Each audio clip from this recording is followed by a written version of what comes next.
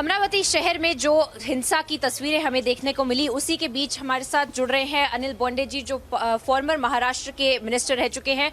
Sir बताइए, इस समय क्या प्रक्रिया चल रही है? अभी क्या आपको ऑफिशियली अरेस्ट कर दिया गया है? क्या आपको बताया गया कि क्या सेक्शंस लगाए जा रहे हैं आपके? आज सवेरे 6 बजे 200 पुलिस कर्मचारी मेरे घर पे आए। पूरे घर को घेरा हुआ था और वहाँ से मुझे यहाँ पे सिटी कोतवाली पुलिस स्टेशन लाया गया। उस वक्त तो सेक्शन बताए नहीं गए, लेकिन अभी मेरे लॉयर आने के बाद में मेरे ऊपर 143, 153 ए, बी, 505 बी, सी, 269, 270, 188 IPC, 135 BP act, crime number 1172 ऐसा लगाया गया है। अब प्रॉब्लम ऐसा है कि हमने सबने 12 तारीख को जो घटना हुई थी, 40,000 मुस्लिमों का मोर्चा निकला था, उन्होंने 13 से ज़्यादा दुकानों को तहस महस कर दिया था। दुकानों के कर्मचारी और ग्राहकों को उठा उठा के मारा था और बेरहमी से मारा था। उसके अगेंस्ट में एक प्रतिक्रिया करके निषेध, शांततापूर्ण निषेध किया था। शांततापूर्ण निषेध जब राजकमल स्क्वायर पे चल रहा था, तभी नमूना से मुस्लिम मोहल्ले से 150 से 200 लोग तलवार लेके आए। उन्होंने हमारे निदर्शनों के ऊपर पथराव किया। वो पथराव करने के बाद में स्वाभाविक रिटेलिएशन की प्रक्रिया थी। पुलिस ने भी उनके ऊपर लाठीचार्ज किया, अश्रुधूर टीयर गैस फोड़े। अब हमने सभी को शांततापूर्ण आह्वान किया गया, लेकिन महाविकास आघाड़ी सरकार हमारी आवाज़ दबाने की कोशिश कर रही है।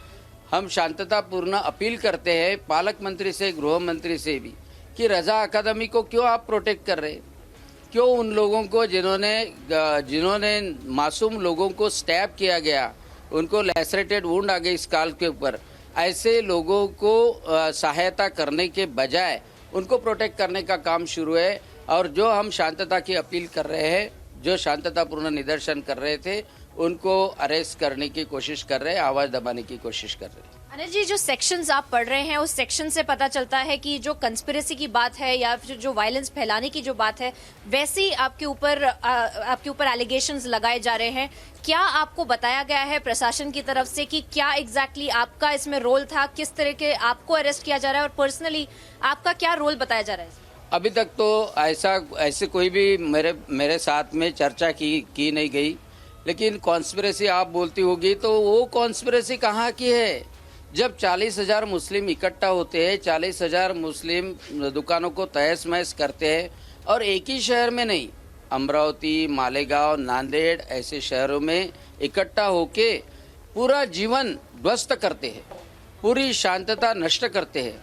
अमरावती जिला शांतता प्रिय जिला है, लेकिन यहाँ का जीवन पूरा तहस महस करने का काम रजा अकादमी और वो मुस्लिम मोर्चा ने किया है। उनकी कॉन्स्पिरेसी ढूंढने के बजाय मेरे ऊपर कॉन्स्पिरेसी के चार्जेस लगाते होंगे तो ये महाविकास आघाड़ी का सर घुमा हुआ है, ऐसे मुझे लगता है। सर, काफ़ी सारे जो पॉलिटिकल बयानबाजी इसके ऊपर की जा रही थी, इसके ऊपर बोला जा रहा था कि कहीं ना कहीं पुलिस भी वहाँ पर मौजूद नहीं थी। किस तरह से आप इसको देखते हैं? क्योंकि हमने जब आई विटनेसेस से भी बात की, उन्होंने भी कहा कि वहाँ पे कंट्रोल सिचुएशन नहीं की जा रही थी। और इसमें आप फिर किसका हाथ देखते हैं? आप रजा अकेडमी की बात कर रहे हैं, पर किस तरह से ये मोबिलाइज किया जा रहा था, किसका आप इसमें बोल रहे हैं? एक्चुअली 40,000 का मोर्चा निकालने के बाद में इंटेलिजेंस ब्यूरो को उसकी आइडिया होनी चाहिए थी। मोर्चा वहाँ पे कलेक्टर ऑफिस में जाने के बाद में जब वापस आया, तब उन्होंने तहस महस करना शुरू कर दिया, हिंसा करना शुरू कर दी। यानी उस वक्त 1 घंटे का समय था। अमरावती में एसआरपी का स्टेशन है, अमरावती ग्रामीण की पुलिस है, अमरावती शहर की पुलिस है, लेकिन 30 से 40 पुलिस से ज़्यादा कोई पुलिस वहाँ पे नहीं थी। मुझे लगता है कि क्या सरकार प्रोटेक्ट कर रही थी ये हिंसा को, कि सरकार से स्पॉन्सर्ड ये प्रोग्राम था, कि पूरी ये महाविकास आघाड़ी सरकार की नाकामी छुपाने के लिए यह हिंसा का माहौल क्रिएट किया गया। और इसके लिए लोगों में संतप्त भावना है, और ये लोगों को जो न्यूसेंस क्रिएटर है, जो हिंसा करते हैं, उनके घर के सर्च करना चाहिए। आपने कहा कि एक इंटेलिजेंस फेलियर की भी आपने बात कही कि ये प्रशासन की तरफ से भी एक मैनेजमेंट फेलियर था, पुलिस वहां पे नहीं पहुंच पाई थी।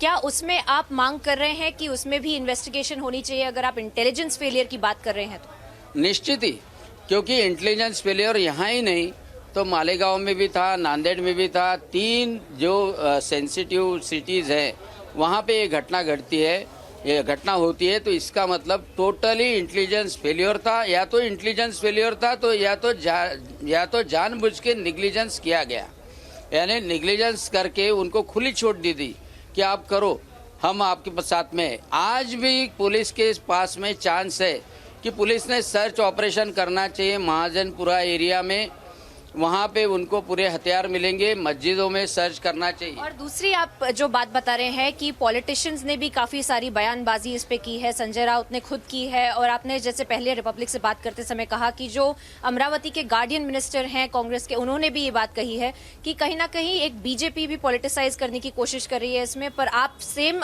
उनके ऊपर एलिगेशंस ये लगा रहे हैं कि गवर्नमेंट का एक फेलियर था। अर्जुन खोतकर जो शिवसेना का लीडर है वो तो बोलता है कि इंशाअल्लाह हम आपके साथ में होंगे। संजय राउत की तो बयानबाजी भड़काऊ है। हमारी पालक मंत्री जी वो इस घटना के बाद में गई तो सलाम वालेकुम करके सिर्फ वही घरों में गई। मुझे अचरज है कि जो सीरियसली इंजर्ड है वहाँ तक हमारी पालक मंत्री पहुँच नहीं सकी। कोई भी रायट होने के बाद में जिनका नुकसान होता है उनका कॉम्पेंसेशन सरकार करती है, या तो जो इंजर्ड होते हैं उनको भी सपोर्ट सरकार करती है। लेकिन अभी तक मुख्यमंत्री जी रहे या गृह मंत्री जी रहे या पालक मंत्री रहे कि किसी ने भी उसको सहायता देने का बयान किया नहीं, सांत्वना देने का बयान किया गया नहीं।